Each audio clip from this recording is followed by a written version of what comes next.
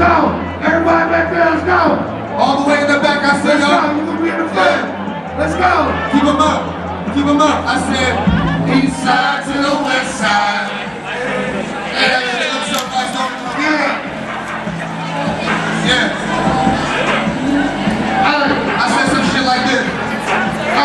Look, see, this gon' come when you least it. I've never do a break. I don't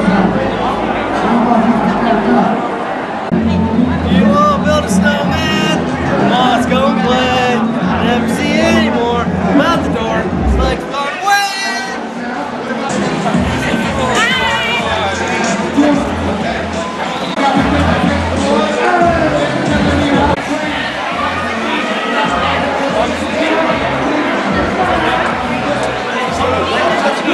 Are you finished?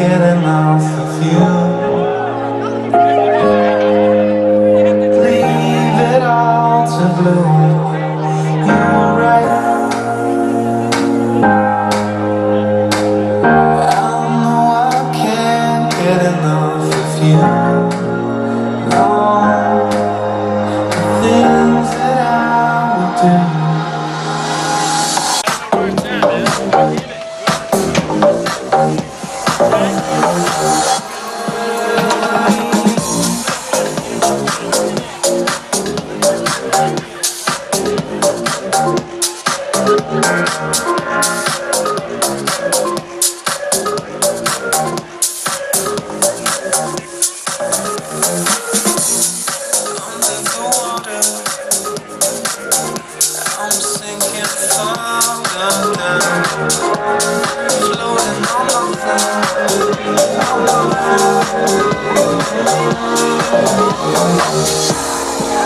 are wide open.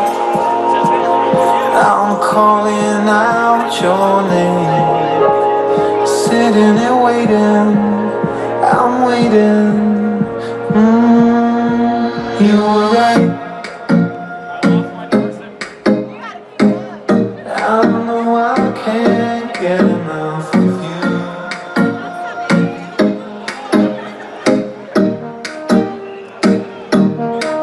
You were right. I know I can't get enough of you. Leave it all to bloom. You were right. I know I can't get enough of you. The things that I do.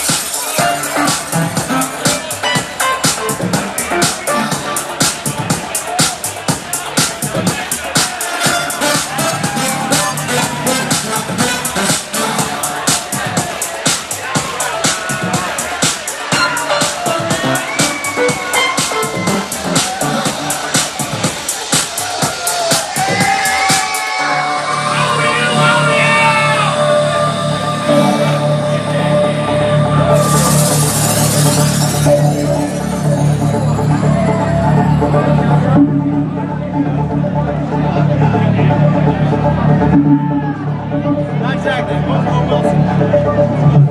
Yeah, DJ Twins.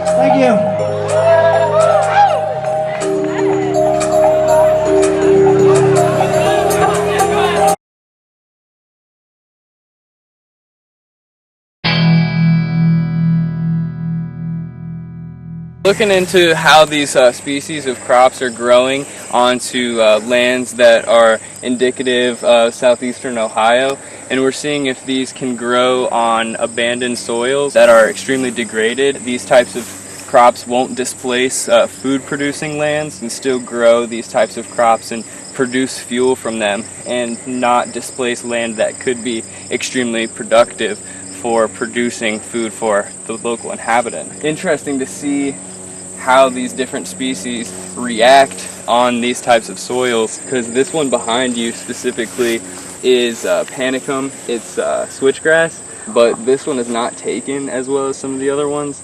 There's two down here that have taken a lot better that you can see. They've done twice as much or 3 times as much in terms of yield. Because this one is one of the perennial grasses, it should be pretty low maintenance and it shouldn't have to take much effort in trying to get the plants to generate themselves. We've had a lot of weird hiccups with that. And then also behind you here are the fallow plots from the willow and black locust that we couldn't manage to keep because of the deer browse and the herbivory pressure that was exhibited up here. Herbivory? The herbivory, yes, the deer pressure from the browse. Oh, and this is sorghum, although it looks like corn. Is it related to corn? Its relation to corn is that it is a grass, and it does have the same type of photosynthetic pathway. It would be in a grouping of grasses. Does it have a fruit like corn is? It doesn't have a fruit, but It does have the flower. Let's see if we can get one. Oh, There we go.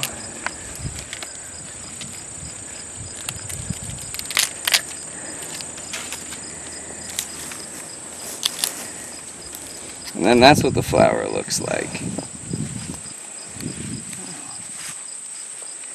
and where do you get the syrup? Out of the flower or the cane? We don't actually use this one for syrup. I know, but this isn't the this isn't a variety of sweet sorghum. This is used more for the mass rather than the syrup itself. This type of crop is considered an advanced biofuel or a cellulosic biofuel, in that we're not actually fermenting the sugars. This product would be ground and then would be put into an area where it would be digested enzymatically so that it can break down the cellulose into sugars that could then be fermented. So this contrasts traditional biofuel production in that it isn't the direct fermentation of sugars that's going to give you your fuel product, but it's going to be a two-step process in which the first step is an enzymatic reaction to rip the cellulose from the plant structure, and then it is going to be a fermentation of that product to give you the ethanol production.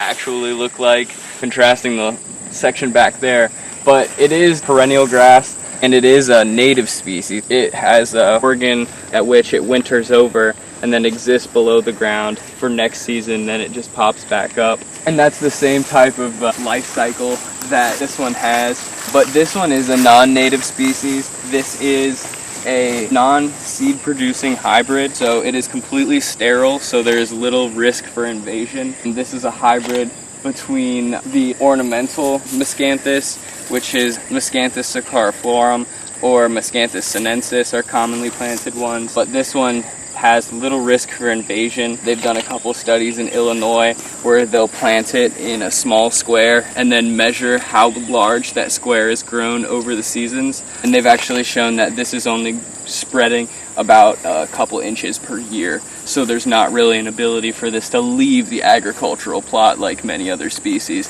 that are extremely vigorous. And this one is really interesting because it has a continuous cropping cycle, so you can continually harvest this for over 20 years after it's established, between 2 to 3 years for it to become fully mature. And this is the third growing season, so this is what it will look like. It may grow a little bit in height over the course a couple more years, and then eventually it'll either plateau or just a slow, steady decline in yield, but it won't decrease too much. So we've had stands of these be harvested upwards of 25 years.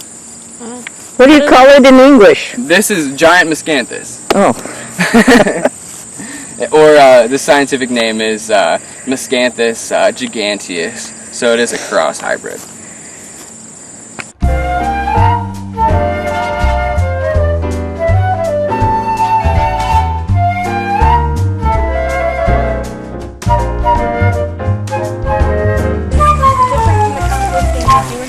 Digesters, because there's no air or oxygen inside our anaerobic digester. That allows the microbes that grow in the anaerobic digester to make methane, which is a biogas, is easily converted to fuel. So let's start out with, over here, kind of stuff we put in every day, food waste.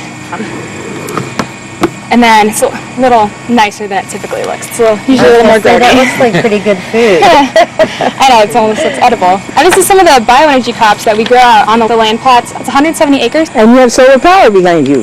We do. The composting facility runs off of solar power and power from the electrical grid, just because they use so much. They added another composting unit, so they needed more energy. Both the greenhouse and the facility are completely off the water grid, so we collect all our water from the rain. It never tends to run out, so it's really nice actually.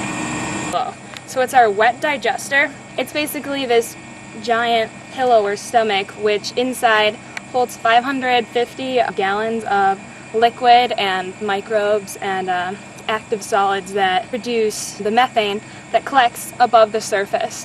And then we run that from a gas line into a collection system that can eventually be compressed and put through a generator and produce energy. Currently, we are just at the collection point. We don't have a compressor to give us the capabilities to run a generator yet, but we're still in the very beginning stages of the anaerobic digester. This was built last fall, and then it started running. The digesters were put together in the spring, and then they really got running like May, June. So it's going through a lot of its first stages right now, and like its beginning of data collection. So we can tentatively say that the energy we're producing right now is about 6 kilowatts. 2 kilowatts runs a hairdryer, so that's about what our small pilot-sized digester would make. So that's both like extremely safe because of the flammability of biogas, just has the capabilities to compress the amount of gas like we're making and like allow it to be fitted to the generator. And would it turn to liquid?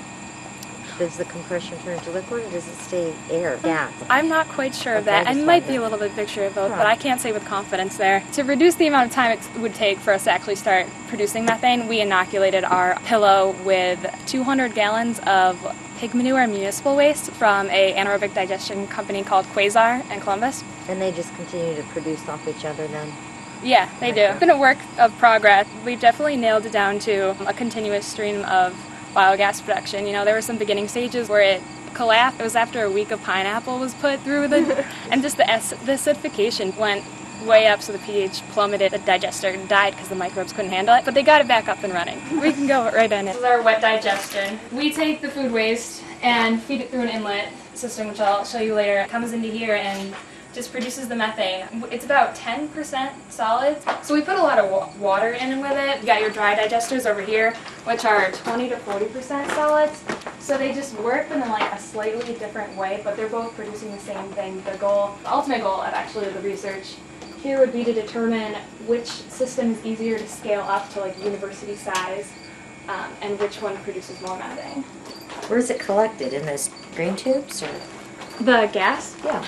The gas actually comes up through the top into this gas line, and then goes through this scrubber and then into the gas collection cabinet outside. Oh. But these tubes right here are part of, so I'll show you.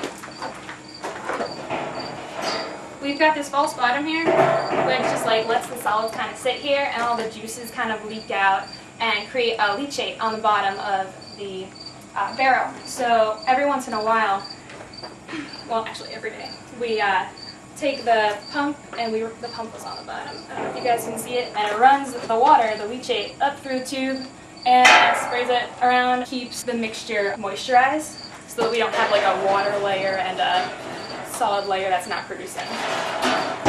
H2S scrubber, I won't ignore it because it's somewhat important. The gas we produce has H2S in it, just naturally somewhat toxic to humans, and is also corrosive, so if it collected in the bags, they're somewhat resistant to H2S, but a lot of sulfuric acid could build up and crack the bags or ruin the generator, which would be even worse. It runs through this, filters out most of the H2S, runs back to the collection bags.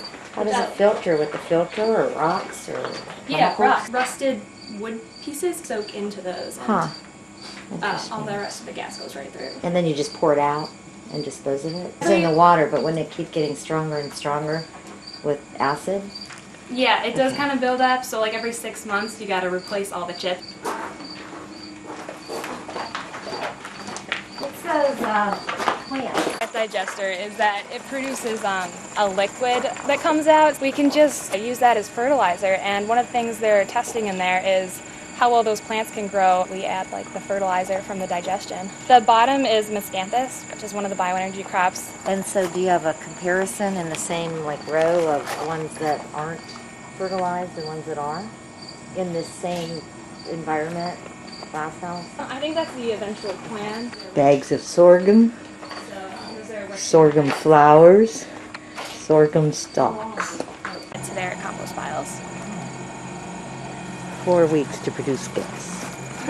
The wet digester output, and it's basically composted compost. It just comes out and we pour it on the compost piles. It's our liquid fertilizer. Our third bags, we just opened this one this morning.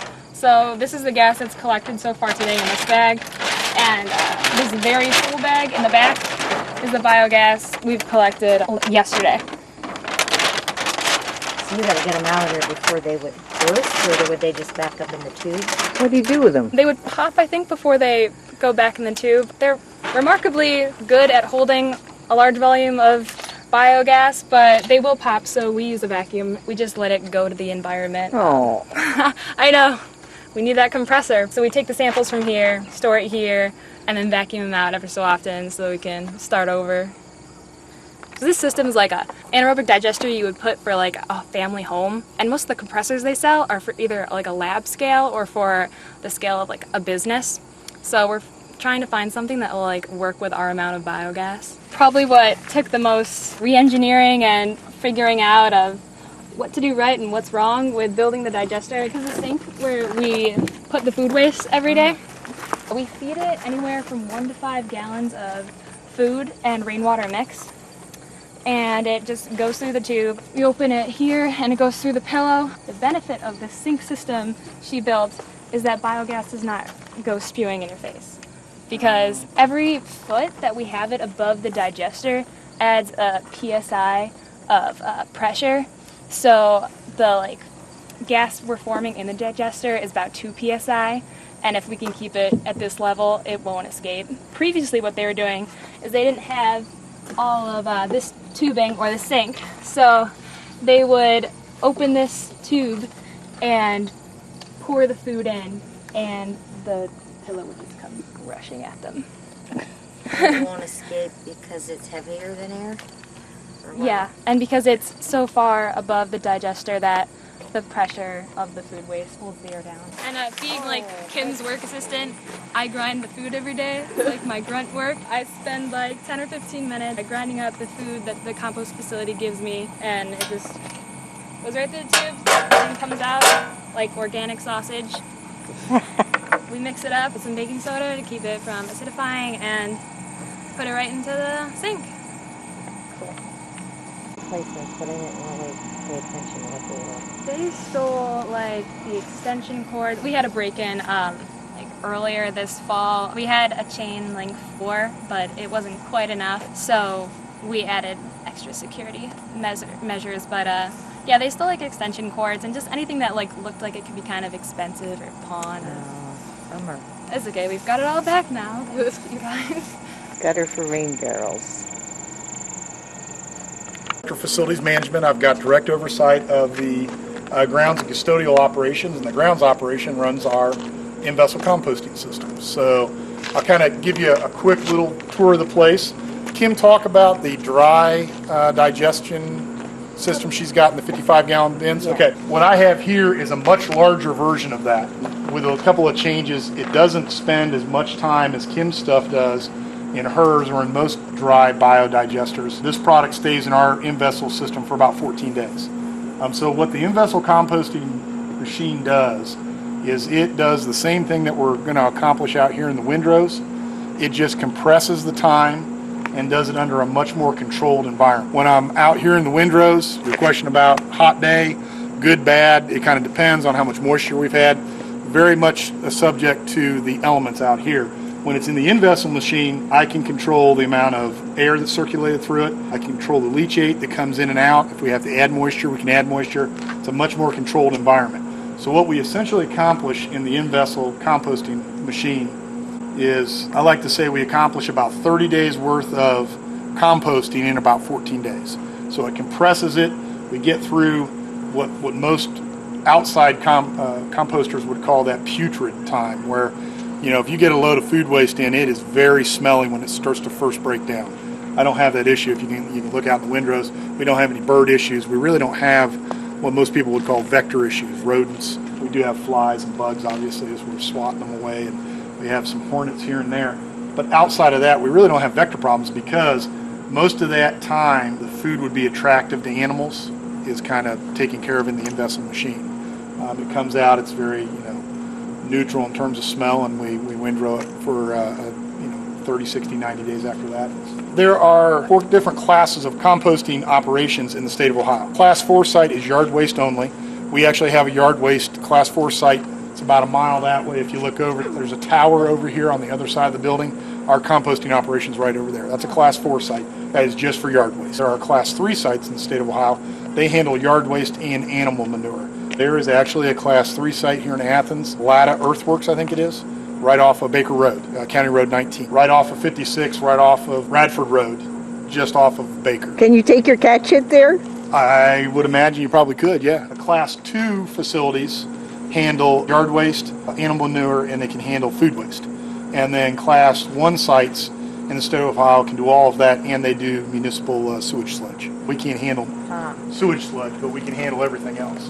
What I've got here is Kim's dry digester, just in a much larger scale. We collect all of our food waste here at Ohio University in these 96-gallon toter bins. We do pre-consumer waste at Central Food, which is where they kind of pre-make all the meals. They've got a large veggie prep there. They've got a bakery in there. They've got a couple other large cooking facilities. They pre-make meals. They kind of package them up, and then they serve and warm and serve at the dining halls. There is a little bit of food prep that goes on at the dining halls, but not as much as there used to be.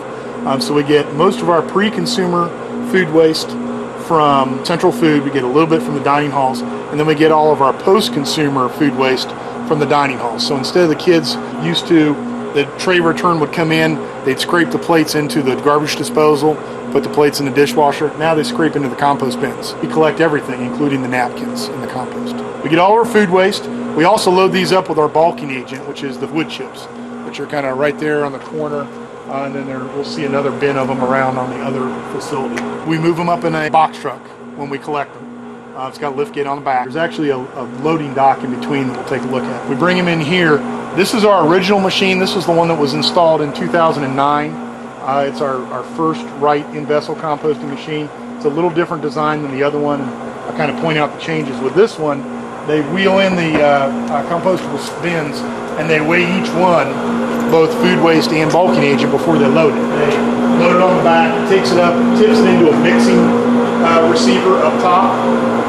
It's typically about 2 parts food waste to 1 part bulking agent. This machine will handle 2 tons per day, 4,000 pounds of food and bulking agent. So they're going to load it up, they load it into the mixing bin, and then it sits in the mixing bin. The mixing bin opens up and drops it into the in-vessel composting machine. This machine's got 14 trays, stainless steel trays, that are in the machine. That forms the floor of the machine. The food waste gets dumped onto the bin, or onto the tray, and then every day we push a tray through. So the entire bulk that's in the in-vessel composting machine kind of moves forward about 4 feet. Then we load a new stack in, then we push another tray the next day, load a new stack in, and we continually do that process. And over a 14-day period, that product will stay in the in-vessel machine. It'll break down pretty quick. It comes out, it's probably about 50% finished. And then we windrow it for another upwards of about 90 days. It just kind of depends on what state it's in.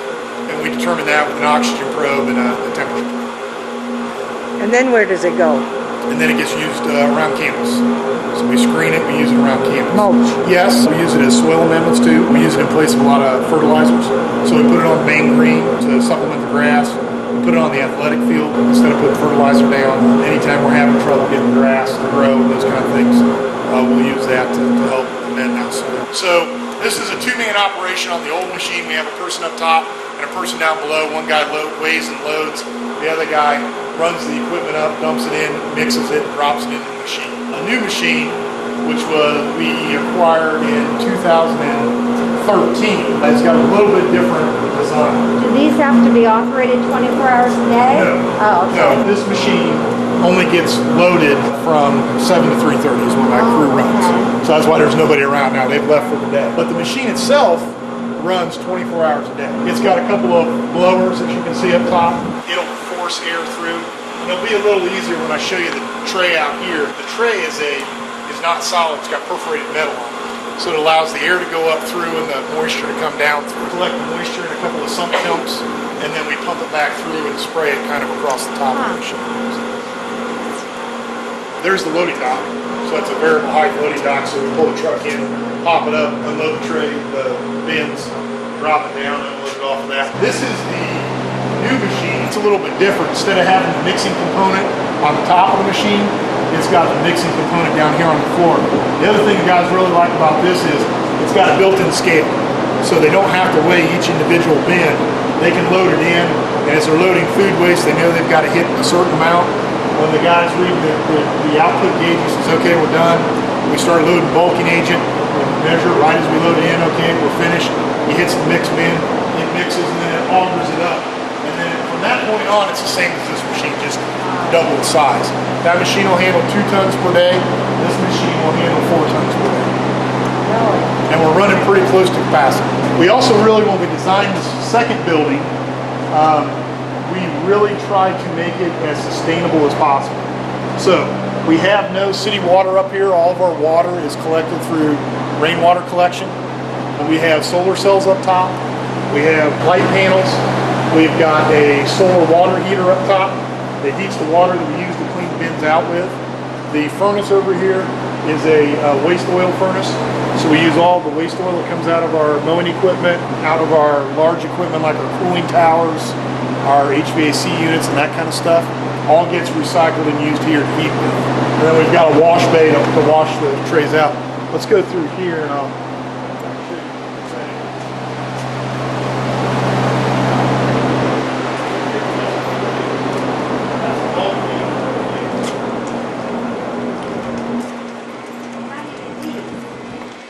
We generate some of it, but it also comes from all of the tree contractors that we use on campus. Oh. So a lot of this is OU trees that we've taken down, limbs and that kind of stuff. It gets a little stringy. You can see there's kind of some long branches. We'd really like it to be a little finer, like the small chips, but Because surface area, right? yeah, you want as much surface area as possible. Beggars can't be choosers. We kind of get most of it for free. Here's one of the trays. So, as I was kind of saying before, what Dana will do tomorrow is he's going to grab this tray. It's a stainless steel tray. It's perforated. He'll take it around to the front of the machine, and there's a ram up there that will force that tray through the bottom.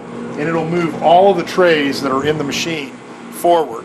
As this last tray, which is right about here, hits the auger, it'll pull all the compost off of it. It'll dump it here into a pile, and then it'll slide out the back.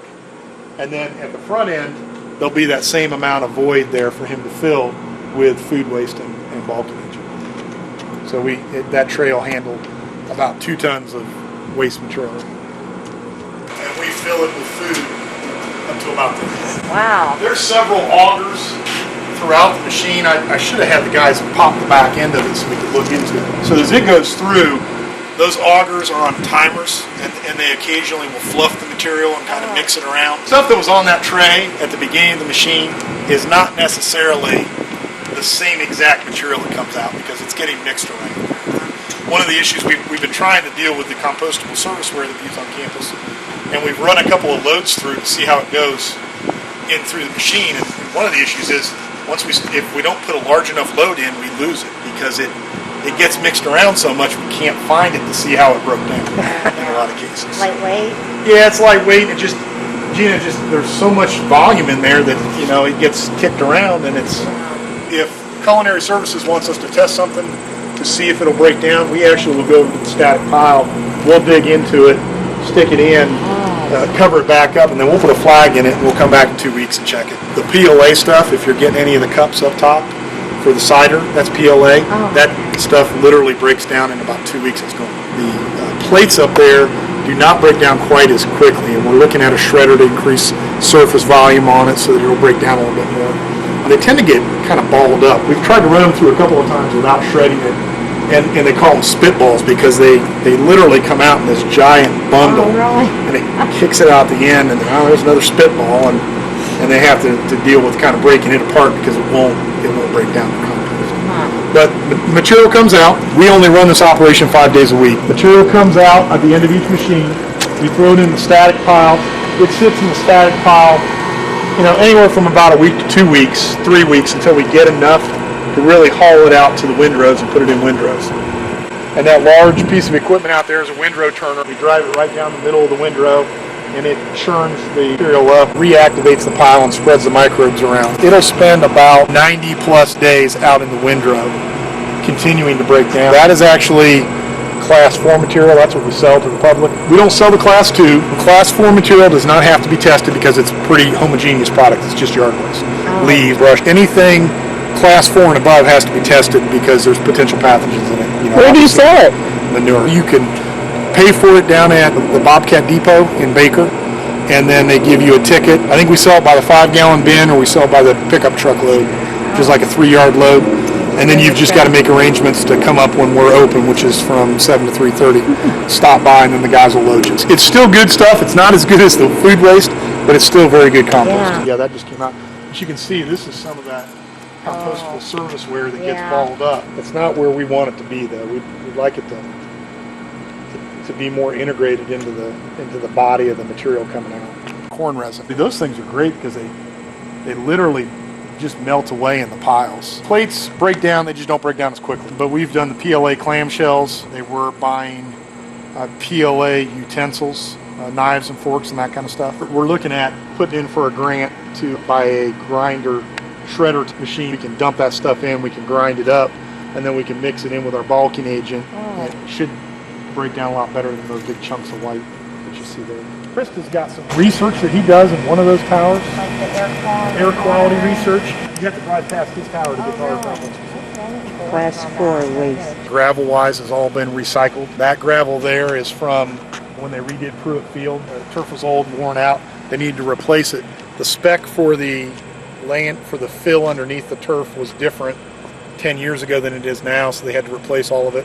So they dug it all out. They brought it up to us. We used it for our windrow pads. We're going to be grinding 4 buildings this summer, 3 of the South Green dorms, and then PSAC. We're going to use that for that upper area to use it as our windrowing pad up there. Really trying to be as sustainable as we can. Around the TV board, the road out here, we use some of that fill material on the road that goes both directions, both out to Sarah's plots and then down. I think a little bit of it made it out here, but not much. It didn't go very far. But we're going to grind 4 buildings. We're going to have a big volume of gravel or whatever you want to call it. So we're going to take that entire top area, expand up there, put our finished windrows up there to further cure, so we have a little bit more space. And I hope to shut down the Class 4 site and just do everything here. How do you grind a building? With really big grinders. I can't say I've seen the equipment. They'll tear down the wall, they'll dump it in. It's like a crusher run that they would use at the quarries around. So it's got big hammers in it that'll start to break the product down, and it'll come out about gravel size. They'll do block, they'll do brick. They won't do the wallboard and that kind of stuff. And probably those buildings are old enough, they may or may not have lead paint on them, so we wouldn't be able to compost them anyways. But you can compost gypsum board. The Athens Hockey and Waste District has a Class 2 site, and they're constructing their MRF, and the Class 2 site is right beside the MRF under kind of a half dome there, tent, whatever. We were just out there for a tour out there this morning, and they're actually composting any leftover gypsum board that they're getting out of the construction in the building. They're taking it right over and breaking it up and using it there, so it's kind of neat. We wouldn't be ready to handle that kind of stuff. You'd need a pretty heavy duty grinder to handle 2x4s. Well, how many acres Up here? Oh, I don't know. It's like probably 8 to 10. Irvin's farm it for us. They hay it for us. Really? So we let them. They cut it for hay and take the product for us, and then we don't have to worry about mowing it. In fact, they do everything. I think all the way up, all up there. Yeah, so all those, there's some bales of hay up at the top. Those are actually all Brad and his group.